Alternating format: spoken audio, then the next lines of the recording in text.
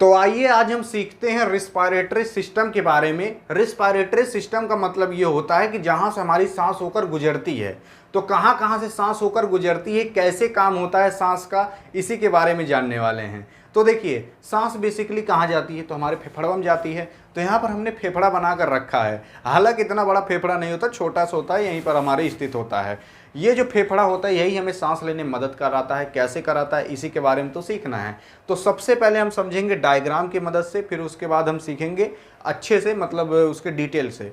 देखिए, ये जो डायग्राम है ये फेफड़ा का हमारे डायग्राम है। कहाँ से सांस होकर गुजरती है इसको समझते हैं। देखिए, सबसे पहले जो सांस होती है वो जाती है हमारे नसल कैविटी।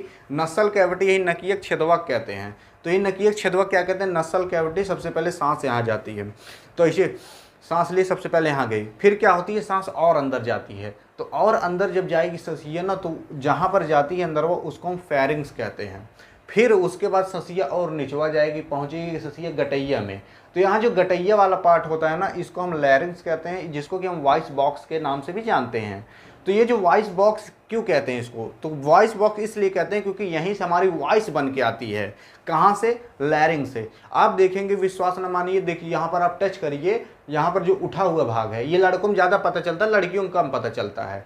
ये जो उठा वाला भाग है इसको हम एडम एप्पल कहते हैं। इसी के ही पिछवा एक पाइप होती है जिसको, जो कि यही रिस्पायरेटरी सिस्टम की पाइप होती है। तो वही पाइप ही हम देखेंगे लैरिंग्स यानी कि वॉइस बॉक्स लगा रहता है। तो यहीं पर ही अगर आप टच करके कुछ बोलेंगे, जैसे बोलिए का हो, खाना ना खा लूँ, तो मतलब अगर ऐसे कहीं बोलेंगे ना, तो देखेंगे यहाँ पर वाइब्रेट भी करेगा। क्यों वाइब्रेट करेगा, क्योंकि यहीं से आवाज़ियाँ हमारी बन के आ रही है। कहाँ से, यहीं लैरिंग्स वाले भाग से, इसलिए इसको हम वॉइस बॉक्स भी कहते हैं। तो अब क्या, ससिया और अंदरवा जाएगी, मतलब वॉइस बॉक्स से गुजरते और अंदर जाएगी। तो और जब अंदर जाती है तो ये जो पाइप है इसको हम कहते हैं ट्रैकिया। इसको हम विंड पाइप के नाम से भी जानते हैं। तब ये जो ट्रैकियम जब सांस पहुंचती है ना, तो यहाँ देखेंगे ट्रैकियम ऐसे ऐसे कुछ लगा हुआ है जो सी टाइप का थोड़ा दिखता है। तो ये सी टाइप का कार्टिलेज होता है। कार्टिलेज का मतलब ये होता है नरम हड्डी। देखेंगे हमारी कनवक नरम हड्डी होती है, इसलिए इसको भी हम कार्टिलेज कहते हैं। तो हमारे जो क्या होता है, जो हमारा ट्रैकिया होता है, ट्रैकियो में भी कार्टिलेज लगा रहता है जो कि सी का आकार में होता है, इसलिए इसको हम सी टाइप का कार्टिलेज कहते हैं।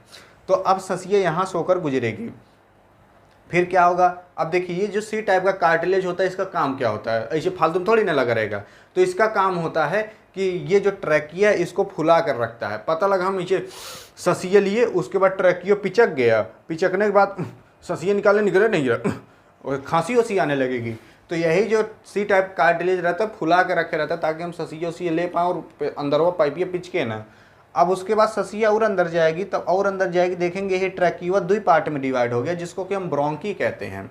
तो यही जो दो पार्ट में डिवाइड हुआ इसको हम ब्रोंकी कहते हैं। फिर यही ब्रोंकिया अगवा चल के ना कई पार्ट में डिवाइड हो जाएगी। देखेंगे ऐसे ऐसे कई डंडी में डिवाइड हो गई है। तो ये जो डंडियम डिवाइड हुई है ना, इसको हम कहते हैं ब्रोंकियोलेस।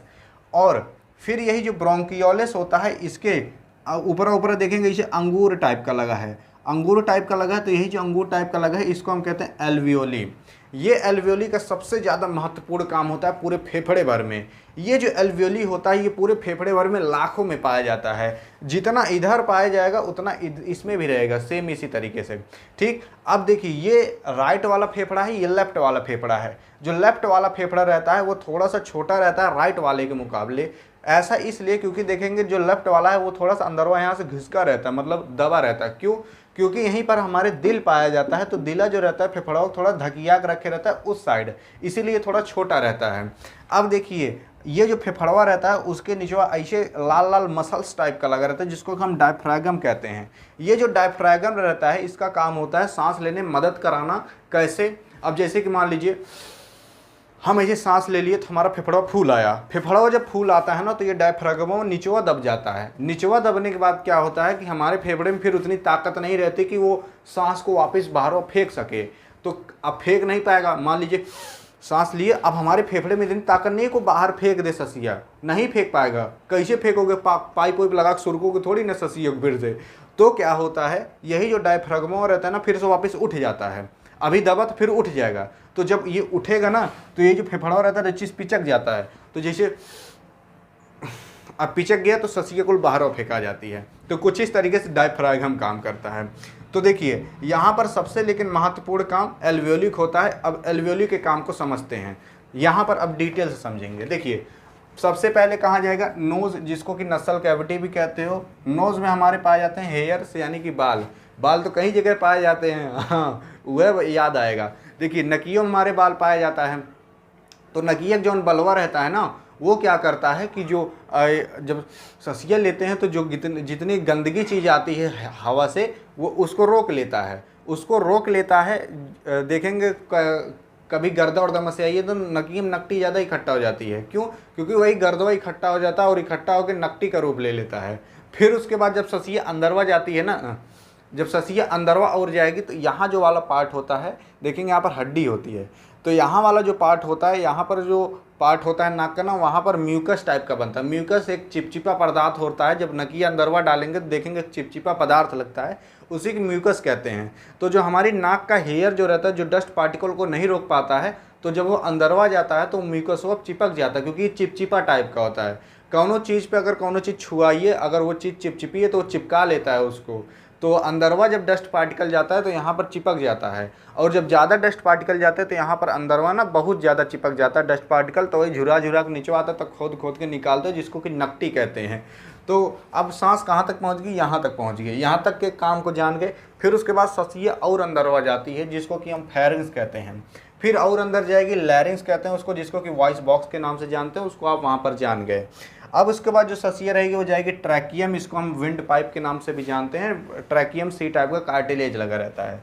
फिर उसके बाद ससिया जाएंगी ब्रोंकीज में, जो ट्रैकिया रहती है 2 पार्ट में डिवाइड हो जाती है, तो उसी को ब्रोंकी कहते हैं। फिर उसके बाद जो ससिया रहेगी वो ब्रोंकी से जाएगी ब्रोंकियोलिस में। ये जो ब्रोंकी होता है उसी से ही कई पार्ट ऐसे छितराक निकले रहते हैं, उसी को हम ब्रोंकियोलिस कहते हैं। अब आता है एल्वियोली। ये जो एल्वियोली होता है ये ब्रोंकियोलिस वाले भाग के एकदम अंतिम पार्ट पर होता है। यहीं पर ही सबसे अंतिम में जो हमारा सांस रहता है, सबसे अंतिम में यही एल्वियोली वाले भाग पर पहुंचता है। तो यहीं पर ही इसका सबसे ज़्यादा महत्वपूर्ण काम होता है। एल्वियोली का क्या होता है इसको समझते हैं। तो देखिए हमने सांस लिया, लास्ट में कहाँ पहुँचा? ऐसे ऐसे ऐसे ऐसे ऐसे कहाँ तक पहुँचा? एल्वियोली में लास्ट में पहुँचा सांस। अब क्या होता है सांस के साथ, इसको समझिए। तो देखिए ये जो एल्वियोली होती है, एल्वियोली से कनेक्ट होता है ब्लड वेसल्स। ये जो ब्लड वेसल्स होता है, ब्लड वेसल्स यानी कि खून की नस है। तो खून की नस में भैया ब्लड आएगा यानी कि खून आएगा, मट्टी का तेल थोड़ी ना आएगा, खून आएगा। तो जो खून होता है उसमें Hg यानी कि हीमोग्लोबिन पाया जाता है। ये जो हीमोग्लोबिन होता है ये सबके अंदर होता है, इसी की वजह से खून की नस मतलब खून का रंग लाल होता है। तो जितने भी ह्यूमन बींग हैं सबके अंदर हीमोग्लोबिन पाया जाता है। तो देखिए ये हीमोग्लोबिन ही सबसे ज़्यादा महत्वपूर्ण काम करता है। क्या काम करता है इसको समझिए। देखिए हमने सांस लिया, लास्ट में पहुंचा सांस एल्वियोली में। एल्वियोली से कनेक्ट हुई रहती है ब्लड वेसल्स यानी कि खून की नसें, उसमें खून आया रहता है। तो जो खून होता है उसमें हीमोग्लोबिन रहता है। तो ये जो हीमोग्लोबिनिया रहता है ये टुकुर टुकुर झाँकते रहता है, किसमें? एल्वियोली में। तो जब एल्वियोली में सांस आता है तो वो जो सांस में जितना भी ऑक्सीजन रहता है वो हीमोग्लोबिनिया ऑक्सीजन वहाँ पकड़ता है और उसके बाद ले जाता है। कहाँ ले जाता है? पूरे शरीरिया में। पूरे शरीरिया में जहाँ जहाँ ऑक्सीजन की कमी है वहाँ पर ट्रांसपोर्ट कर देगा, पहुँचा देगा। जी आप जानते हो हम लोग किससे बने हैं? सेल से बने हैं। तो पूरे सेल में ले जाकर हीमोग्लोबिनिया सांस को पहुँचाने का काम करता है। इसे कहता है ले सेल ऑक्सीजन, ले ऑक्सीजन, ले ऑक्सीजन, ले ऑक्सीजन। ऐसे कहीं पूरा ऑक्सीजन फैला देता है। अब जानते हो हमारे जो सेल होता है उस सेल में माइटोकॉन्ड्रिया पाया जाता है। वो माइटोकॉन्ड्रिया एनर्जी बनाने का काम करता है। वो एनर्जी कैसे बनती है हमारे शरीर में? ऑक्सीजन की मदद से बनती है। इसीलिए हीमोग्लोबिनिया हर जगह जाकर ये ऑक्सीजन को फैला देता है। और हमारे सेल में कभी कभार क्या होता है? कार्बन डाइऑक्साइड होता है, जो कि हमारे लिए ख़राब चीज़ है। तो उस कार्बन डाइऑक्साइड को हीमोग्लोबिनिया पकड़ेगा उसी टाइम और ले आएगा वापस। कहाँ पर? एल्वियोलिया में। एल्वियोलियम लाकर उसको इसे ढकेल देता है।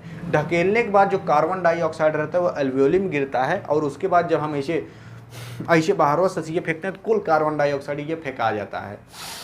फिर ऐसे सांस जब अंदर लेंगे तब क्या होता है? फिर से ससिए एल्वियोली में पहुँचती है और फिर से यहीं पर जो हीमोग्लोबिनिया रहता है वो टुकुर टुकुर झाँकते रहता है, और जितनी सांस आई रहती है उस सांस में से जितना भी ऑक्सीजन रहता है उसको पकड़ता है, पूरे सेल में फैलाता है। सेल में जितनी कार्बन डाइऑक्साइड रहती है उसको पकड़ता है, लाकर एल्वियोली में छोड़ता है। फिर हम ससिए जब बाहर करते हैं तो पूरा कार्बन डाइऑक्साइड फेंका जाता है। तो कुछ इस तरीके से काम होता है एल्वेओली में। और कौन करता है? ब्लड करता है, जिसमें कि अंदर हीमोग्लोबिन पाया जाता है। ये जो हीमोग्लोबिन रहता है वो कैरी करता है ऑक्सीजन और थ्रो करता है कार्बन डाइऑक्साइड। तो जिसके अंदर हीमोग्लोबिन की कमी होती है ना, तो उसके अंदर देखेंगे सांस ओस लेने की थोड़ी एनर्जी कम बनती है। देखेंगे औरत के अंदर आदमी से थोड़ा सा कम हीमोग्लोबिन होता है, इसलिए उनके अंदर एनर्जी कम होती है आदमी के मुकाबले। ये बायोलॉजिकल चीज़ है, क्योंकि जब हीमोग्लोबिन कम रहेगा तो ऑक्सीजन को कम ले जा पाएगा, जब ऑक्सीजन कम ले जा पाएगा तो थोड़ी कम एनर्जी बनेगी। तो इसलिए क्या होता है, थोड़ी कम एनर्जी रहती है औरत के अंदर आदमी के मुकाबले। लेकिन कौन कौन औरत है बहुत तगड़ी रहती हैं। आई होप आप समझ गए होंगे। तो यहाँ पर होती वीडियो एंड। वीडियो पसंद आई हो तो अपनी वाली के पास करिएगा सेंड, ताकि हो जान जाए कैसे सांस हो जाता है। मिलेंगे नेक्स्ट वीडियो में, तब तक के लिए जय हिंद और जय भारत।